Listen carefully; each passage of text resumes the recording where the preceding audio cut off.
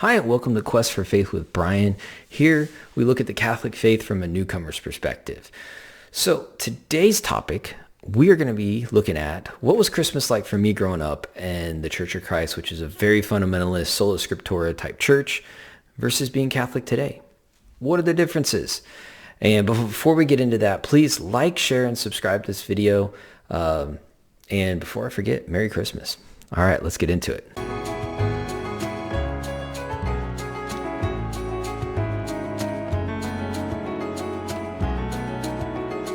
Before we get into this, I definitely want to have a disclaimer. If you are a mainline Protestant, Lutheran, Presbyterian, Methodist, Anglican, you're probably doing these things. So if you are doing them, you can thank the Catholic Church because they're the ones that came up with it. That's where you got it from. So, but that's the caveat. So I know some Protestants are going to be doing these things, but for me, growing up Church of Christ, we didn't really. And I think it all really starts with the first thing is that my Christmas was definitely more of that secular experience. So we definitely focused on the presents. It was more the consumer based. It was all about Santa Claus and the presents. And outside of church, we didn't really do anything to focus on the coming of Christ. We didn't do any of that type of stuff. It really was more focused on that secular view of Christmas, with the jolly old fat man coming down the chimney and giving the good kids presents and all of that type of stuff. Now, that's not to say that during December, the Sunday before Christmas, that the sermon would definitely be on the nativity. It would definitely, in Sunday school, we'd be talking about it. But it wasn't a focus outside of that. It was all about the presents. And I would say it still is that way with most of my family. So that was definitely different. But what comes with that is things like Advent. So when I was thinking about doing this video, and I asked my wife, like, what do you think the big differences are? And she's like, do you remember when we first got married and we were spending our first Christmas together, and I was talking about Advent, and you said, what's Advent? And I was 25, I think, when we got married. And so I had no idea. It wasn't a thing I did at all. We didn't do Advent calendars. We didn't have the Advent season. It was not a thing that we did in the Church of Christ growing up. And it goes back to that consumer thing, right? And the secular view of Christmas. And I think really it stems from anything that's Catholic or sounds Catholic. Church of Christ is not going to do if they can get away with it and they can't say it's in the Bible. And I think that's really where it stems from. And it was funny because this year my wife was watching one of her favorite YouTube channels, and I can't remember what channel it is. Like, I don't watch it. It's something my wife watches. But this lady was holding up this beautiful, like, family heirloom level Advent calendar. And she specifically goes, now this is our Christmas calendar. We don't call it an Advent because we're Christians. And I just started laughing because honestly, that would have been me prior to marrying my wife, who grew up Methodist and practices Advent because they have a liturgical calendar in the Methodist Church, like a lot of mainline Protestants do. And it was funny because I don't understand this now, because what does Advent mean? The actual definition of Advent is the coming. Right? It comes from the Latin word adventus, which means the coming. And so you're preparing for the coming of Christ. That's what you do during the Advent season. So there's not really anything more Christian than spending 4 weeks focusing on the coming of Christ. So it's quite hilarious to me now, but that is definitely something I didn't do as a kid. Now, my grandma would buy me these little Advent calendars that had chocolates in them, right? And you'd open them up to count down. But I know it said Advent on it, but I always considered it my Christmas calendar. So that's definitely a shift from growing up Church of Christ versus me being Catholic now. One of the other things that's definitely different that we do now as Catholics that I wouldn't have done at all. And this isn't necessarily a Christmas thing, but it's something we started implementing this year. After we do our Advent time, we do Advent time every single night where we have a list of scriptures that we read. And it can go to the Old Testament talking about the coming of the Messiah. It jumps back and forth every single day.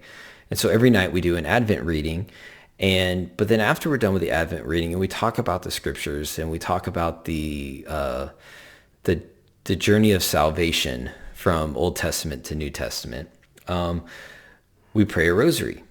And since I have a younger son and we are new to the Catholic faith, sitting for 5 decades of the rosary is quite difficult. And so one of the things we do is, and this is again shortcomings, trying to get used to this, but for him, if he's praying with us, we started off the first week of praying 1 decade, and then we moved to 2 decades the second week, and 3, and then the 4th week I just skipped to 5. Like, let's just go ahead and add 2.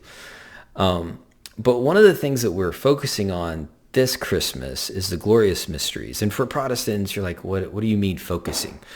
So one of the things that you do when you're praying the rosaries, there's different mysteries that you actually meditate on while you're praying a decade. And the mysteries that we're spending every night on focusing is the glorious mysteries because it's the Advent season. And the glorious mysteries start off with the Annunciation. So that's when Gabriel comes to Mary and says the Hail Mary, full of grace, which is the first line of the rosary, right? And then the second one is the visitation when Mary goes to visit Elizabeth, and John the Baptist jumps in Elizabeth's womb when she hears Mary's voice, and Elizabeth says, "Blessed are you among women, and blessed is the fruit of your womb." Second line of the rosary.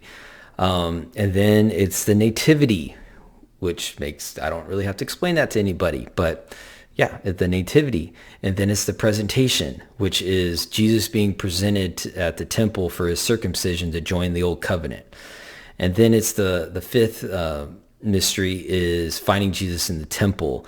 And that's the story of Jesus when he's 12 and they're heading back from spending the week of Passover, and Jesus is in the temple, and Mary and Joseph frantically run back and find him there. And he says, "Where else would I be but in my Father's house?" So every decade you're meditating on one of those and thinking deeply on, wow, what would that have been like for Mary, just focusing on that specific part of the salvation of the world and how it happened. And so that's one thing we were definitely doing differently. So the last and final thing, which some of y'all are going to just be like, wait, what? You didn't do this? We never would go to church on Christmas Eve.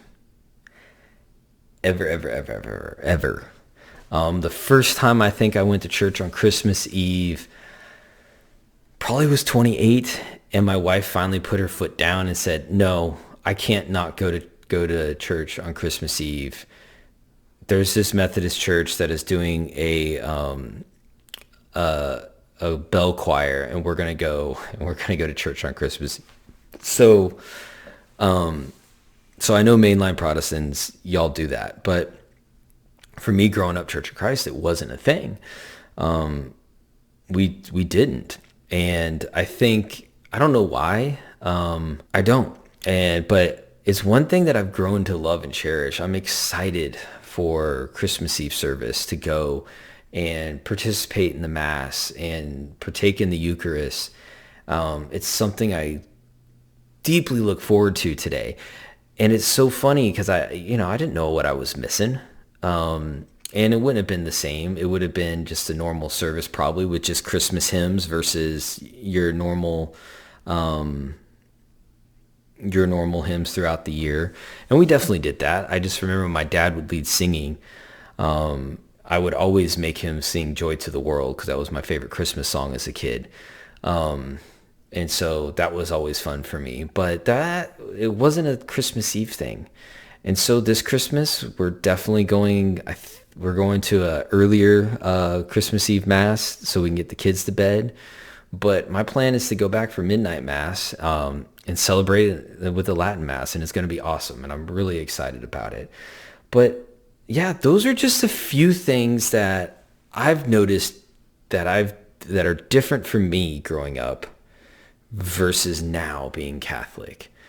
And to me, what it amounts to is my Christmas experience is so much more fulfilling than it was before. I'm actually at the point where I don't necessarily like the tons of presents thing. And it's something that I slowly want to work away from for my kids, because I still have a 7-year-old. So Santa's still a thing. But we talk about Santa as Saint Nicholas, right? That he was a real saint. And here's the story of Saint Nicholas and why he was a saint. And I just kind of leave it. That's still out there. We're not crushing that yet. But whenever that happens, there's going to be a shift. And I'm looking forward to that, to really homing in 100% completely on the reason for the season, which is Christ, the coming of Christ. So those are the differences that I've noticed. Pretty quick, short. And if you are a convert to Catholicism and you've noticed some different things, please leave a comment below. I'd love to read them. I think it's just fascinating, the cultural differences between being Catholic and Protestant, and how some of it is really ridiculous because it's a misunderstanding of what it is. And some of it's just interesting. So, I mean, all of it is for me. So, but to kind of sign off, Merry Christmas. Enjoy time with family. Pray together as a family. Worship God. Focus on Christ. And I hope y'all have a blessed Christmas and a happy New Year. And yeah, I'll talk to y'all later. You guys have a great Christmas.